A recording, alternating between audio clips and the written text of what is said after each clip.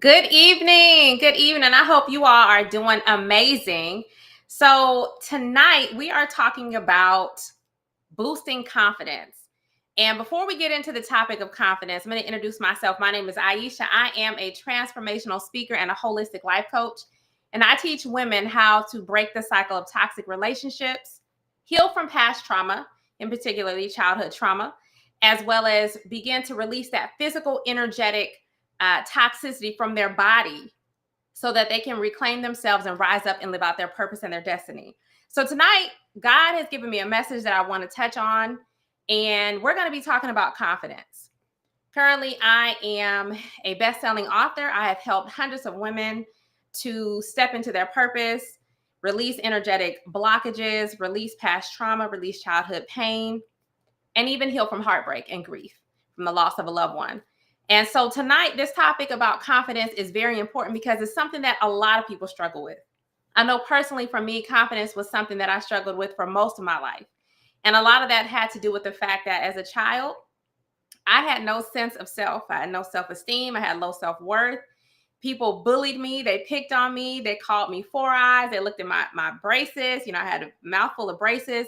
As you can see, my skin is uneven. So I was an easy target to be picked on. And that really had a negative impact on the way that I saw myself. One thing I know for certain is that without confidence, we will never become the people that God has called us to be. Not ever. It's virtually impossible. And so tonight, if you know within yourself that you are struggling with confidence, if you know that you are struggling with past trauma, if you know that you're struggling with low sense of self-worth, you are struggling with your identity, this live is for you. So let's get started. What is confidence? So sometimes people can confuse confidence with self-esteem and self-worth. They are not the same thing. Self-confidence, self-confidence is our ability to believe in ourselves. Okay, baby, give mommy just a few minutes. You can come back as soon as I'm finished. My son wants to show off his drawing. Not. All right, baby. Give mommy a few minutes. Give her Tina. So self-confidence. Self-confidence is our belief in ourselves and in our abilities. So we know that we're confident when we believe in who we are and our ability to accomplish specific tasks. Now, we can be confident in one aspect of our life or one skill set, but we can also lack confidence in other skill sets or other things that we have not yet developed. But overall, confidence is the belief you have in your own self to accomplish whatever is before you or what may come. And so let's talk about why this is important. Why is it important to have confidence? Why is it important to believe in our abilities? Why is it important to believe in our skill sets, our gifts, our talents, and the things that we are truly capable of? Well, one, because if we don't have confidence, we will never fully go after our purpose. We will never go after our dreams. We will never go after our goals. We will never fully manifest the people that we were meant to be. And I believe that each of us has a calling. I believe that each of us has gifts and talents. And I believe that each of us has something that is so unique, so profound, something that we are supposed to share with the world. But that can be hindered by childhood trauma. That could be hindered by our identity. That can be hindered by low self-worth and low self-esteem. That can be hindered by various experiences that we may have had, and even experiences from our parents or grandparents in which we may have inherited specific traumas that can also influence our confidence and our ability to rise up and be the people that God is calling us to be. So, number two, without confidence, we settle. We settle in life. We literally sit on the sidelines watching everybody else fulfill their destiny, go after their goals, go after their dreams. So, but yet we settle. We settle and we get comfortable. And even if we're not comfortable, we become complacent. And maybe we start to feel unmotivated or like life has passed us by, or we need to go do something else in order to have enough ability to go forward. And with that being said, that hinders our ability. That hinders our ability. That hinders our ability. I'm sorry, that's my son. Amir, give me a minute. I'll be out in a second. So, and that hinders our ability. Now, one of the reasons why we want to make sure that we tackle this issue of confidence is because it's one of the greatest hindrances that the enemy has ever kind of told us, or imprinted in us, or imprinted in our minds. And so we're going to talk more about that, but I don't want to get ahead of myself because I'm excited about tonight's live. So third one is confidence is important because if we're not being confident in our life and in our life choices, then we may be allowing what I like to call fear guide us and not faith. When fear guides us, we are we are imprisoned to this concept of what if people judge me, or what if I fail, or what if I don't succeed, or all these what ifs. What if I'm not good enough? What if this and what if that? When fear is what is guiding us, we are not in a space where God can really use us fully, because he didn't give us the spirit of fear. So anytime we feel this fear, that's not even the truth of who we are. So we want to begin to take a look and become very aware of, ourselves. And we'll talk on that in just a moment. Confidence is also important because without it, you won't speak up. Well, I learned this the hard way. When you don't speak up, our words have power. So when we don't speak those words up, we don't speak those words out loud, what tends to happen is that we speak those words within ourselves. And as we know that we speak things, we can speak things into existence. And so oftentimes words unspoken manifest as repressed traumas and symptoms in the physical body. So you may wonder why you struggle with depression. You may wonder why you struggle with why you have fibroids, or why you have infertility, or why you have high blood pressure, or why cancer may have manifested, or why you have insomnia, or why you have all these other physical symptoms that are now manifesting in the physical body. And a lot of that has to do with the feelings that have been buried alive, the words that have been buried alive, the traumas that have been buried alive, and all of the things within ourselves that have been buried within us that have not been given a voice. And so as we talk about being confident and really stepping into this identity of who God is calling us to be, one of the things we have to begin to do is speak up and speak out. You have to speak out and give your pain a voice, give your trauma a voice, give your feelings a voice, because as you repress that, it will manifest within you as a physical symptom.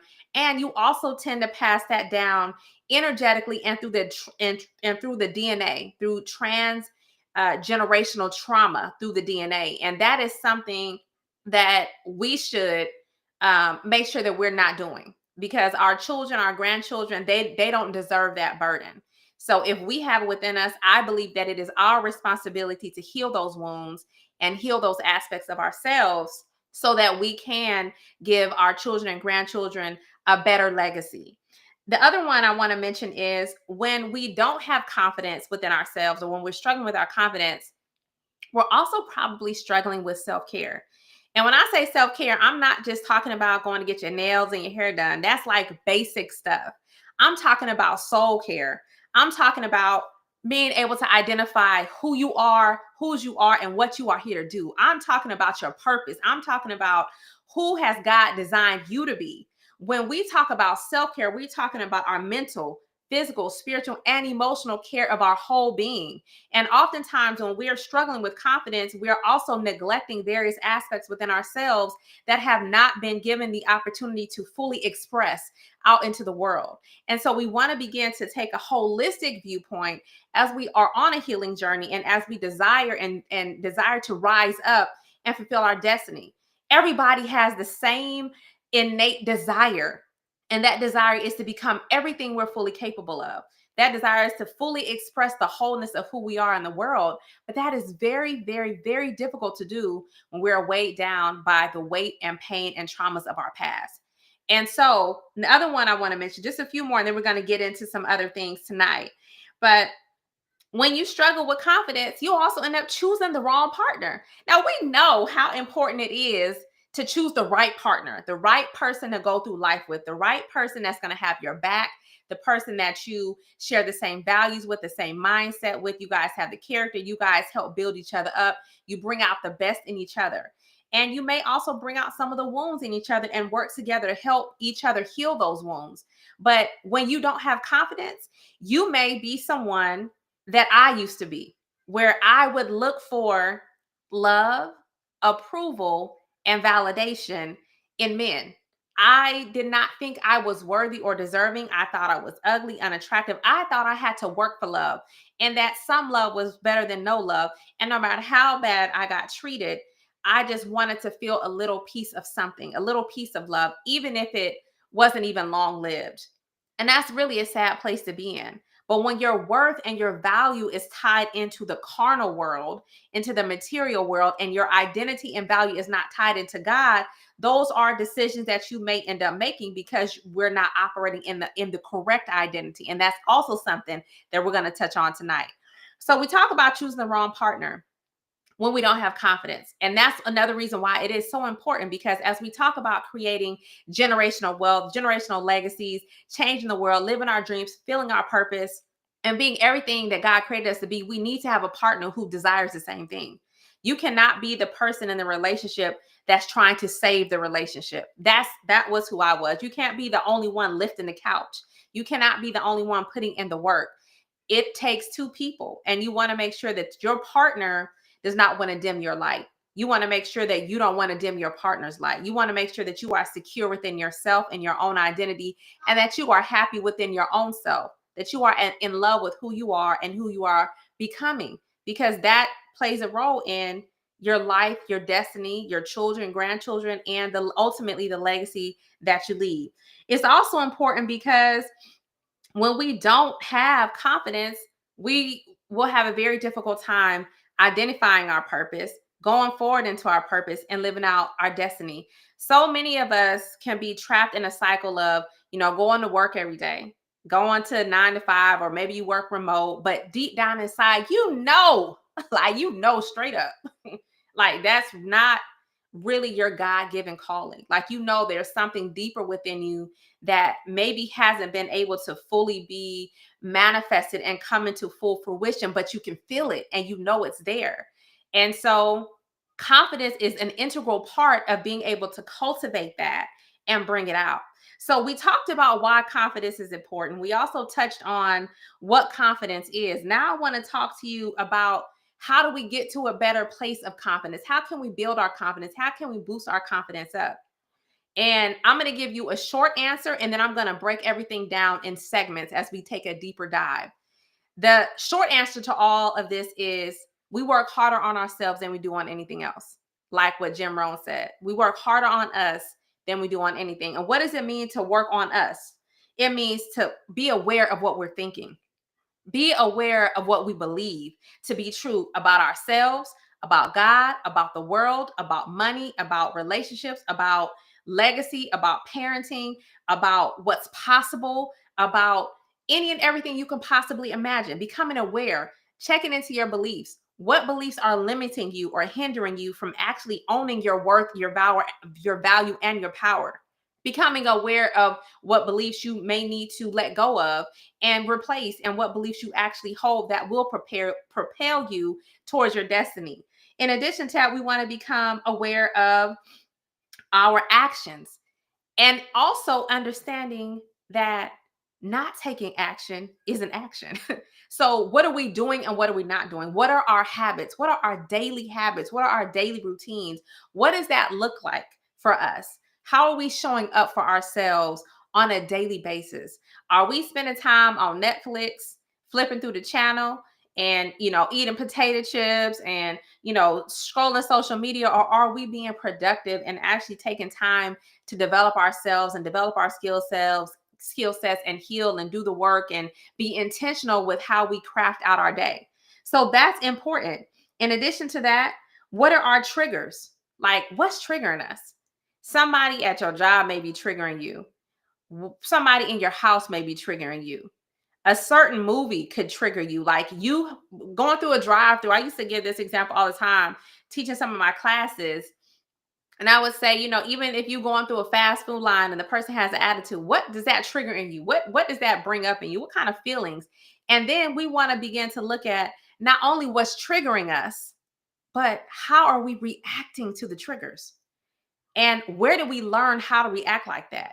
And then the biggest question of all is, why am I triggered by this? What is underneath this? What pain, what trauma, what heartbreak, what identity issue, what feelings, what emotions is underneath this trigger? And one of the things that I find so fascinating, there's an amazing book that I read, and it's called "It Didn't Start with You." And in that book, he discusses how transgenerational trauma literally can impact you, from your grandparents, your great grandparents, your aunt, your uncle, your mother, your father, all that in our DNA. Even if we didn't personally experience it, it can be playing out as a manifestation within us. And so we want to begin to look at what's underneath all of that. And so now that we've talked about getting to work on us, and I've talked about a high level overview, let's break it down and let's go more specific. And the very first one that I want to touch on, I'm going to list 5 out, and we're going to go through all 5 of these and take a deep dive. But the first one is self-talk. We're going to talk about self-talk and why that's important when it comes to confidence. We're going to talk about self-worth and what role that plays in our ability to mold and build our confidence. We're going to talk about childhood trauma, toxic relationships, and something that I like to call imposter identity, and we'll end with that. So let's first start off by talking about inner self-talk and why it's so important. If we want to begin to change our confidence, build our confidence, and become women and men that believe in who we are, and we want to begin to model that, not just in our household and for our children, but model that in our day-to-day life, because we are representatives of God, and we'll touch on that in a little bit. But if we really want to begin to build this confidence, we want to talk about how powerful and how important inner self-talk is. Inner self-talk literally creates reality. The way we speak to ourselves, what we say in our minds in silent, literally creates energy within us, and it changes the way we vibrate. It changes how we feel. Those feelings then produce our action steps. Our actions then produce the results that we get. So it really all starts with our inner self-talk. And as we focus on wanting to build out this version of ourselves, or step into the identity of being fully confident and believing in who we are and whose we are and what we've come here to do, inner self-talk is key. So how can I really begin to work on this inner self-talk? I'm going to give you all some tools that you can begin to utilize today going forward, and share this with other people to also help them on their journey. The very first one is, we want to begin to focus on changing our self-talk before bed and in the morning when we wake up. So as we change our self-talk before bed and when we wake up, one of the most important things we want to realize is that our brain waves, that state changes. So when we're in an alpha frequency, our mind is so much more open to the power of suggestion and the power of visual imagery. So that's like when we can do our subconscious reprogramming. And our subconscious mind is really the part of us that's running the show. And that part of us really has to be shifted, because how it develops a lot of times has to do with the emotional impact of our interpretations of experiences that we have had, and the words that we've repeated over and over and over again until we've just began to believe that. And so our subconscious mind works off of belief. So as we're focusing on changing our inner self-talk, 2 of the best times of day to really begin to start a mental script, what I like to call it, is in the morning, right when we wake up, and right before bed.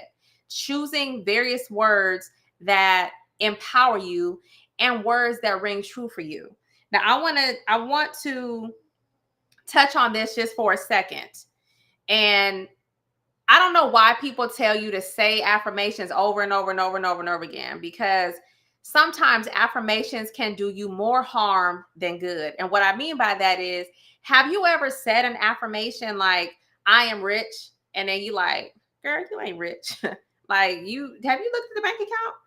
So we already know within ourselves what the truth is. And so if you're speaking an affirmation that you don't 100% believe in, you actually are reaffirming your lack of belief in that, and it'll just continue to stay the same. Nothing will change. So one thing that we can do is use what I like to call truth statements. I like to teach my ladies that I work with privately and in my community truth statement. So what is a truth statement? A truth statement is something that simply is the truth.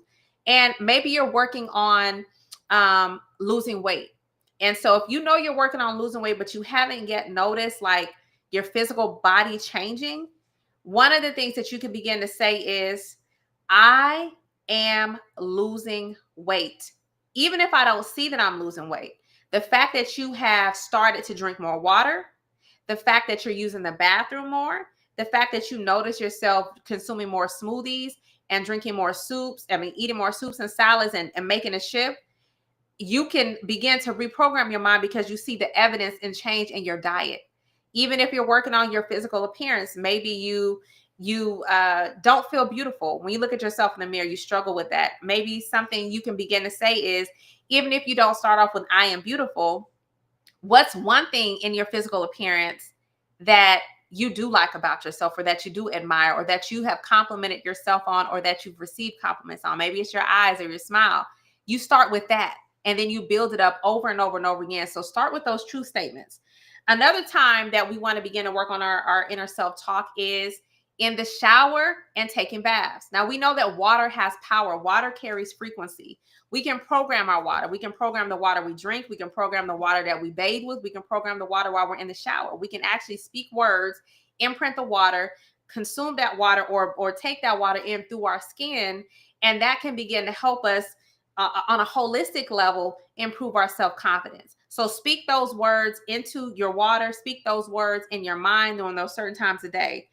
And another powerful tip that I learned from an amazing man who wasn't the founder of Ho'oponopono, but I took some of his classes on Ho'oponopono. For those of you guys that are not familiar with that, he was a Hawaiian gentleman that was able to help an entire psychiatric ward reverse their psychiatric illness through the power of Ho'oponopono, which is all about forgiveness. And one thing that he taught me was getting a blue glass of water, a blue glass, because of the vibrational frequency of the color blue, setting it outside in the sun and pouring water in it, letting it sit out there and charge up, and programming that with your words and then drinking that is a powerful manifestation process. And it can actually begin to change your cells at the molecular level. So that is a tip. In addition to that, I recommend to everyone recording power statements. So what are power statements? Power statements are not just, I am rich, I am this and that. Power statements are statements that you actually can put power to, that you actually believe. So what are those truth statements that you can state about various areas of your life and things that you actually believe are going to happen for you, that you actually believe in, that you can put emotion into, and writing those down. And once you've written those power statements down, one thing that I recommend is recording it on your phone, like through your voice recorder, and also recording it, if you can do it on your phone or do it through Zoom or something, just have some type of recording of it, speak it, and then listen to it throughout the day. Not just one time, because remember, we want to stay focused on, constantly programming our mind. We have so many thousands of thoughts. Like, I think they say 80,000, 90,000 thoughts a day. And most of those thoughts are negative, and most of those thoughts are the same thoughts, and most of those thoughts are about yesterday, last week, last year, 20 years ago. So the more that we can have this power statement, the more that we focus on our words and shifting out of negative thinking and just letting our mind just go, go, go, we have to begin to redirect our thoughts so that we can shift those neural pathways in a positive direction. So that is step one of that. So when you're doing your power statement, a couple things that I want you to include, and I want you to ask yourself these questions. What do I admire about myself? What do I value about myself? What do I like about myself? And what do I believe about myself? All of those things. What do I love about myself? I want you to get a piece of paper, write those down. And as you write those things down, read that every single day. Read your statement every day. Read it in the morning, read it during the afternoon, read it at night, read it as often as possible, because that will help you begin to shift into a more confident version of yourself. The last step I want to talk about, as we're talking about self-talk, and then we're going to hop into something else, is we're going to hop into self-worth next, is visualization imprints. So what are visualization imprints? We know how powerful our mind is, and we know how powerful our thoughts are. Our thoughts just don't stay in our mind. Our thoughts travel through our body, through our DNA. They travel out ethers. There's no distance between time and space that our thoughts don't travel. So our thoughts are currency. They're creative, they're energy, they're alive, they are real. Visualization imprints are literally taking various words that you really want to have to embody and visualizing that in your mind. So maybe one of those words is confident. So you would literally see the word confident, and then you would imagine yourself as a confident person. And if you've never been confident before, what does that confident version of you look like?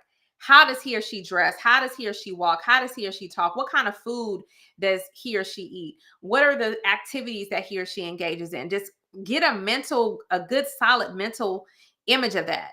And if you have been confident before or felt a sense of confidence before, but maybe you went through a heartbreak or some type of devastating loss, or just certain things happened and you kind of fell down and you haven't really been able to pick yourself back up, think about a time in your life where you were confident, and go to that place in yourself and get that feeling back within you. Begin to embrace that feeling and embody that feeling. And as you embrace that feeling and embody that feeling, once you have done that, then hold on to that. Hold on to those feelings, hold on to those emotions, hold on to that energy. And so those are the 3 steps as we talk about inner self-talk. The next topic I want to touch on as we focus on our confidence is our self-worth. How can we define self-worth? Self-worth is, how much do you value you? How much do you really value yourself? How much do you respect yourself? How much do you care for yourself? Self-worth is all about the value you place on you. And oftentimes what has happened is our self-worth can be hindered and damaged and even cultivated and molded in our childhood based on how you felt valued as a child, based on how people treated you, how people showed up for you, what people told you about yourself. And oftentimes that begins to be how we envision ourselves and the value we place on ourselves. But half the time, especially if you didn't really have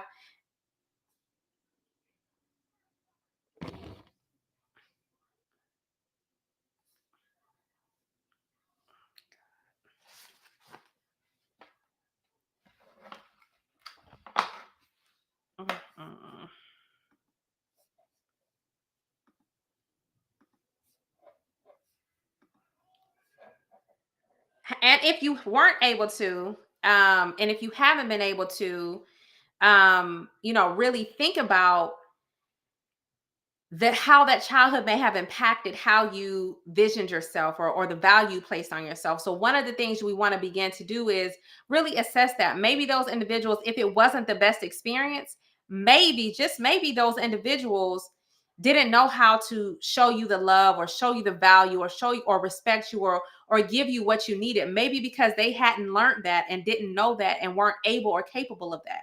So we want to begin to check the way we value ourselves.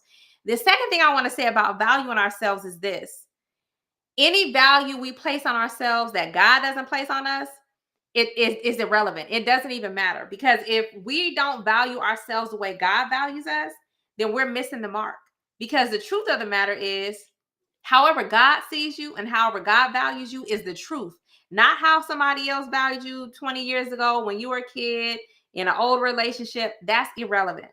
What your true value is, what my true value is how God values me. And so as we begin to embrace that and embody that, at that point, we can begin to shift into a new identity and begin to feel a lot more confident about ourselves. So as we begin to value ourselves, what's going to shift? We're going to eat better. We're not going to be eating crap food. I mean, hey, it's all good. Sometimes you may want to eat a Snickers. Sometimes you may want to eat a cake, but that should not be the constant, diet or nutritional plan that we're on. So we begin to eat better. We start detoxing. We start looking at, how can I take more wellness shots? How can I cleanse out my liver, my kidney, my colon? How can I take better care of my skin and my body, my health? How can I begin to improve my overall sense of self and well-being through the food that I put in my body? Because when we value ourselves, we want to give ourselves the absolute best. We don't want to give ourselves crap. And so we eat better. We think better. We begin to become aware of how we think. What type of thoughts are we thinking? What type of words are we speaking in ourselves? What are we doing in our own mind? When we value ourselves and a negative thought comes, especially a negative thought from the enemy, we're not playing no games with that. We're like, that's beneath me. That's beneath my standards. That's not even the truth. That's irrelevant. And it's a weak thought. And I'm not going to entertain it. Because that's what happens when we begin to value ourselves. We begin to think better. Our thought patterns, we direct them in the correct way. We begin to speak better. We begin to speak life over ourselves, over everyone else. We become less triggered, less reactive, and and more intentional about our inner self-talk and the way that we present ourselves and the way that we speak to others and speak to the world. We begin to feel better when we value ourselves. When we value ourselves, we may not be as prone to depression. We may not be as prone to anxiety. We may not be as prone to allowing life just to, for us just to go through life just swaying left and swaying right. We actually have set our mind on a set destination, and we are resilient. We also dress better, and we believe higher. We set higher standards for ourselves. One of the things that I want to touch on as we're talking about our self-worth is I want everyone listening to ask yourself a few questions. How do you show up for you? Do you keep your word to yourself? Do you keep your commitments? If you say you're going to do something, do you do it? Do you carry it out? Do you value your time? How are you spending your time? Do you have a schedule or a set routine or specific habits and things that have to happen on a consistent basis to take you from where you are now to where you want to be? Do you value your money and your resources? And if so, how is that displaying or showing up in your life? And the knowledge that you've been given, how are you sharing that with the world? What are some of the ways that you are, sharing your gifts, your resources, your time? How do you show respect for yourself? We cannot expect people to respect us if we don't respect ourselves. So our self-worth has so much to do with how we interact with our own self, the relationship we have with ourselves. And as we begin to set our boundaries, even with ourselves, you got to even set boundaries with yourself. It's not just about always setting boundaries with other people. You have to be accountable. We have to be accountable to ourselves. And as we start this practice, that is what really begins to help us begin to get a sense of self-worth that is untouchable. Like that, it feels so amazing because it's like a freedom that we have. And so the next topic I want to touch on is childhood trauma. As we talk about childhood trauma and how this impacts our confidence. So let's first define emotional pain. And I'm sorry, y'all, because my camera went out. I don't have an external battery, so I'm using my laptop. So excuse that interruption. But let's talk about childhood trauma and how I define childhood trauma. So childhood trauma, in my definition, is any type of emotional pain that leaves a physical, mental, or spiritual imprint on your mind, body, or soul. It could be any experience that left an imprint on you, mentally, physically, spiritually, or emotionally. And some of these imprints, they come from divorce. That didn't have anything to do with you. Some of these imprints can come from dysfunctional relationships. Like maybe your parents were dysfunctional, or you witnessed a lot of dysfunction growing up, or even in today, in your relationships today. You may have father wounds or mother wounds, and that may not be their fault or your fault, because in life, there are certain things that happen. And, sometimes people aren't able to give you what you need from them. And you as a child may not understand that, because as a children, we process things completely different. And as we become adults, we can actually have a more broader holistic perspective, because we can take into consideration their past, the circumstances, life. We could take into consideration their own trauma. There's so many other factors at play. You can also have emotional pain from rejection or any type of abuse that you may have experienced or someone else that you love may have experienced. Any type of bullying, deep hurt. And all of these are wounds that have been unprocessed, things that may be lying underneath the surface. But I'm going to tell you something. Any wounds that are unhealed will continue to manifest and show up to make themselves known. They can manifest and show up in our physical body through depression, through, like I said, fibroids, through other physical symptoms that you may experience in your body. They can show up in your finances. They can show up in your relationships. It can show up in a variety of different factors. And so what we want to begin to do is ask ourselves the question, how is my childhood trauma, how is my childhood pain impacting me today? How is it showing up in my finances? How is it showing up in my relationships? How is it showing up in my health? How is it showing up in my perception of myself, in my confidence? How are these unresolved wounds manifesting in my life? What are the different ways that it's expressing itself? And the best way to do that is to begin to look at your life. Look at the things that are not working. Look at the areas that you've struggled with. Look at the areas that you don't feel fulfilled in. Look at the areas where you don't have the results that you want. And a lot of times those may be linked to some internal wound that could be from a childhood trauma that has been unprocessed and hasn't been dealt with. And those wounds, they shape our belief. They shape the way we see ourselves. They shape the way we see the world. They shape our choices, our reactions, our actions. And one of the ways that I want to give an example of this, just because I want to make sure that everybody is aware of how this can potentially manifest. Let's say as a child that you felt abandoned by your mother or your father, whoever, whatever parent, a caretaker, you felt abandoned and you wanted them to see you. You wanted to feel their love. You wanted to feel their presence. You wanted to feel special. You wanted to know that they loved you and had your back. You wanted to feel that from them. But let's just say they didn't. And in your mind, you may have then believed like, oh, I'm not lovable, or something's wrong with me, or why don't I get the love that I need? Like, why are they rejecting me? Why are they treating me like this? And so you may internalize that. And as you grow through life and grow up, that can play out in so many different ways. Hence, we're talking about low self-esteem, low confidence, looking for that unmet need in other people, another relationship, seeking validation from someone else, perfectionism, all of these things, even procrastination could be a result of a childhood wound where you never felt worthy of anything. So because subconsciously you struggle with self-worth or don't feel worthy, you're actually not going to take the steps to get the results that you want because deep down inside you don't believe that you're deserving of it. So it goes so deep. And so we want to begin to look at this. So as we internalize this pain and we don't really deal with the pain, but we suppress the pain, we can then try to deal with the pain in various ways. And some of those ways are food. We may just eat a whole bunch of food. We may not only eat the food, but we may, turn to drugs or turn to alcohol or weed or shopping. People may have a shopping addiction, a gambling addiction. You may have turned to promiscuity and being very promiscuous. All of these are different ways. You may even try to distract yourself with other things, television or just distracting, something just to distract you from dealing with the pain. But as we pile this on top, one on top of the other, on top of the other, on top of the other, guess what? The pain is still there at the bottom. It's still there. And all we're doing is suppressing that pain and creating more of it to pass down to our children and to pass down throughout ourselves, hindering our own success and our own development. So what we want to begin to do is we want to get to the root issues. We want to get to the root issues. How do we do that? 4-step process. We want to acknowledge that we have trauma that's unprocessed. We want to accept the fact that we have trauma that's unprocessed.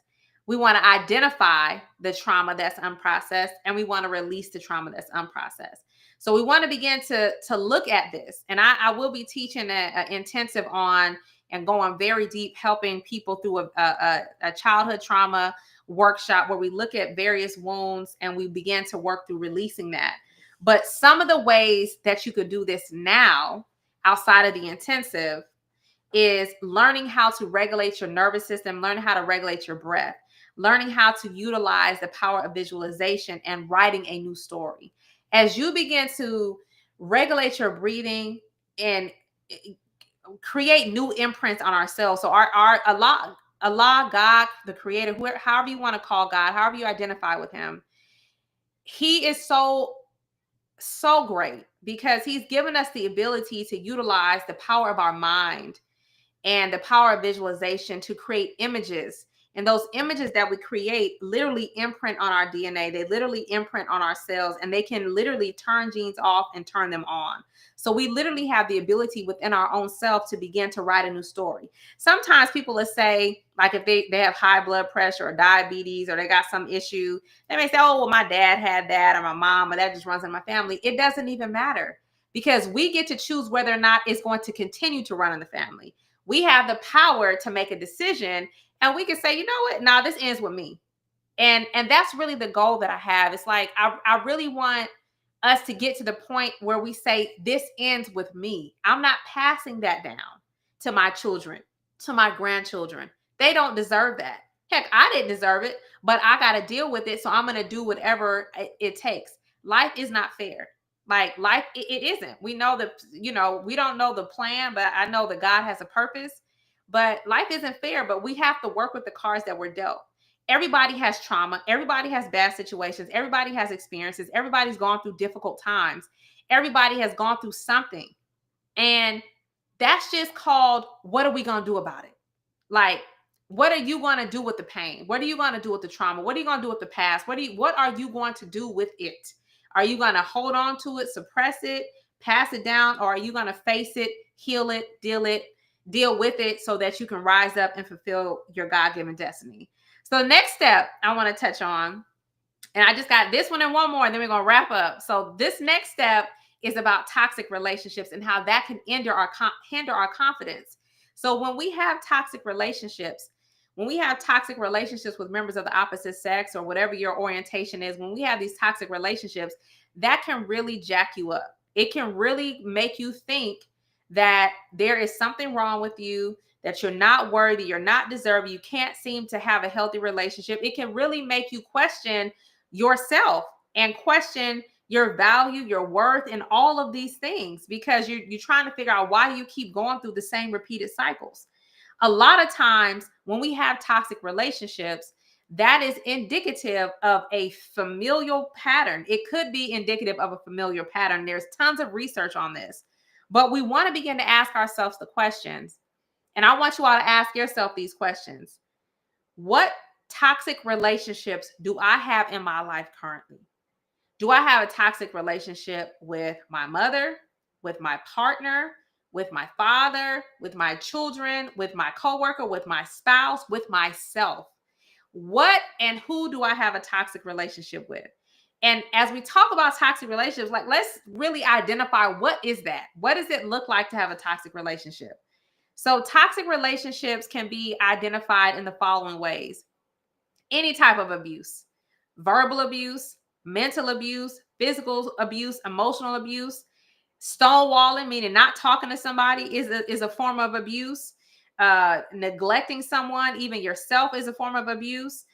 Other signs of that is any type of relationship that's not grounded in God. So if the relationship is not built on God, God is not the foundation, God is not the source of the relationship, it is probably not going to work out anyway, or you're going to have a rough time until that relationship comes under covenant with God.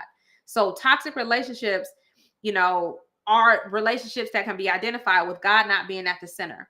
In addition to that, if there is zero communication, like if you don't communicate at all, there's no healthy exchange of conversation. If you disagree with the person, then that's a conflict. It's a problem. They're always right. You're always wrong. It's always your fault. You're the one to blame. You need to be the one to take accountability. You need to be the one to apologize.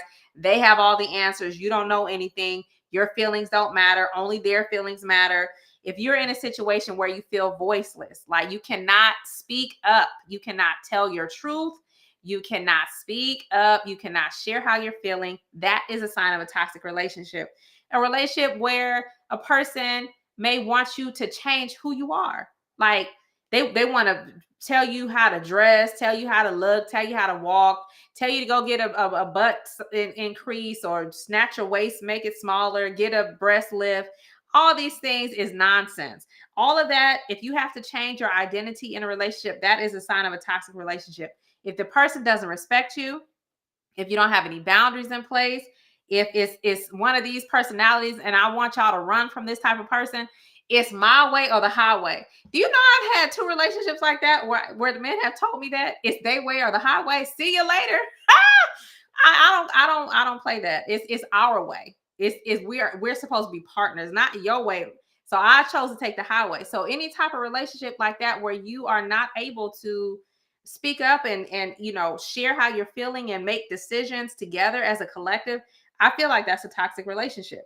In addition to that, anyone that you that doesn't take accountability, those are all signs of toxic relationships. I want to give you all a few more, and then we're going to look at going a little bit deeper into this.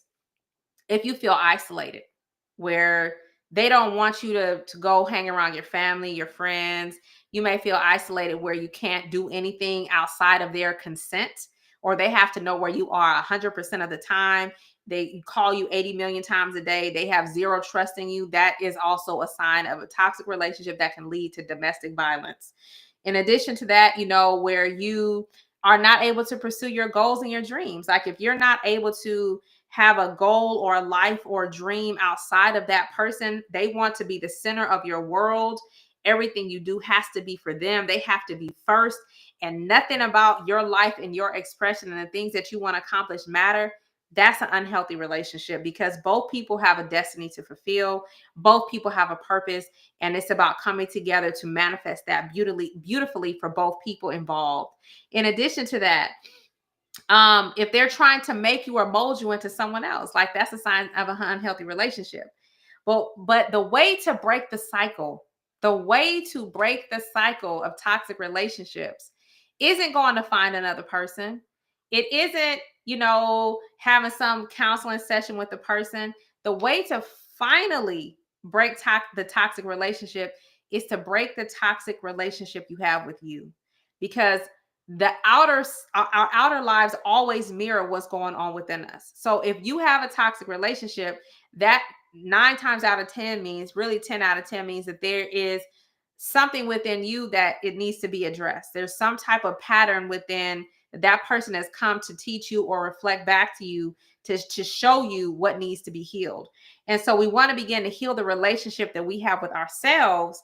And in doing so, we can then begin to break the cycle of the toxic relationships. I want to ask you these questions, and I want you to be honest with yourself. And when it comes to a healthy relationship with yourself, do you have a healthy relationship with yourself? Can you look at yourself in the mirror and smile at yourself and be happy with the person that you see reflected back? When you see yourself in the mirror, are you proud of yourself? Are you happy with yourself? Or do you pick yourself apart? Do you look at yourself and like, oh, I wish this was different. I wish that was different. Do you admire your body, yourself, your mind?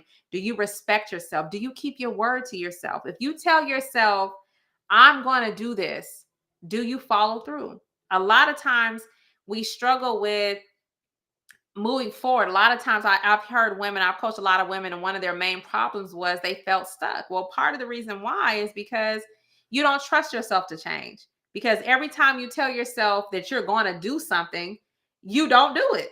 You made for 1 day or 2 days, but after that, you back out and you reverse it, and you don't do exactly what you said you were going to do. So in your subconscious mind, you have a blueprint of not finishing what you start, not trusting who you are, breaking your commitments, breaking your word to yourself.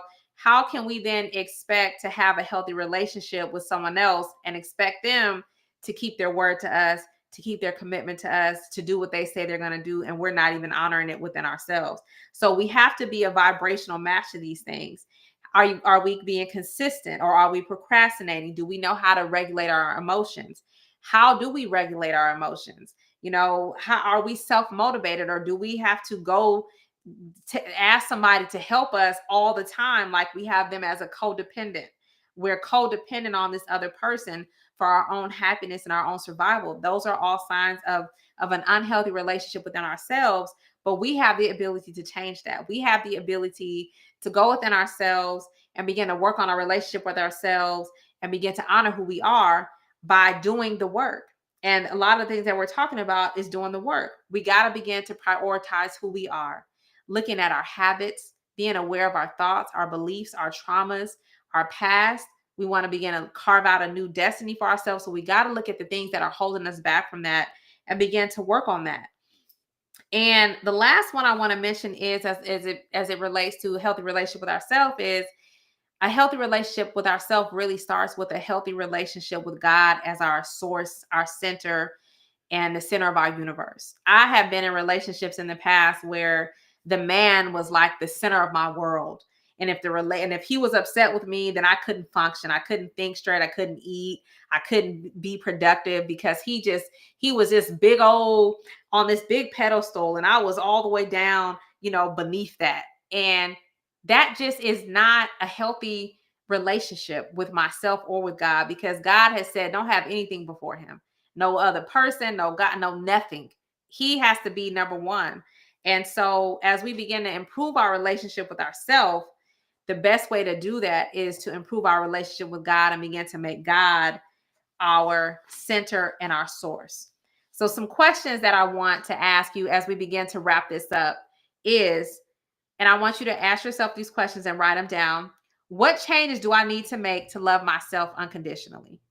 What changes do I need to make in order to love myself unconditionally? And how do I hold myself accountable? Do I really love myself? Do I trust myself?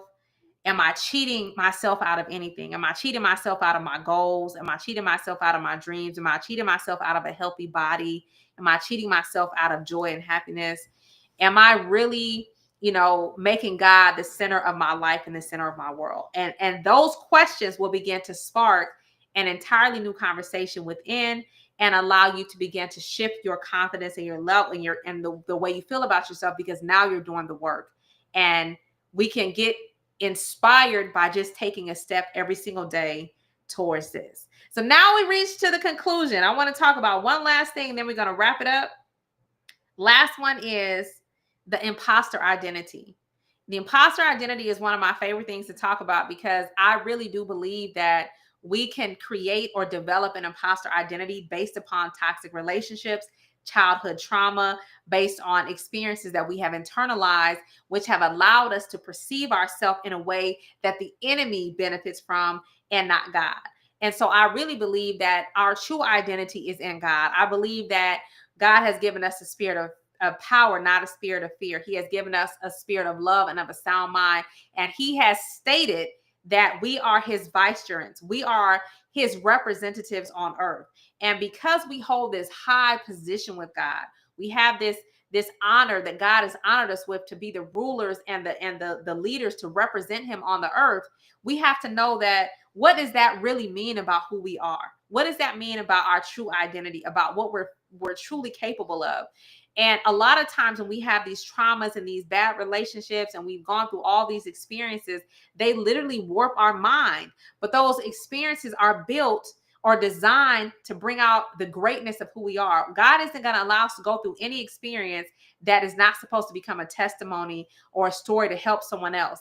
It's all about our purpose and the plan. Our pain always has a purpose, because God is a God of purpose and a God of intention and a God of meaning. And so one of the ways that we have to begin to shift and build our confidence is by taking on the right identity. Your identity has to be rooted in God, not the enemy, not what the enemy wants you to think and believe.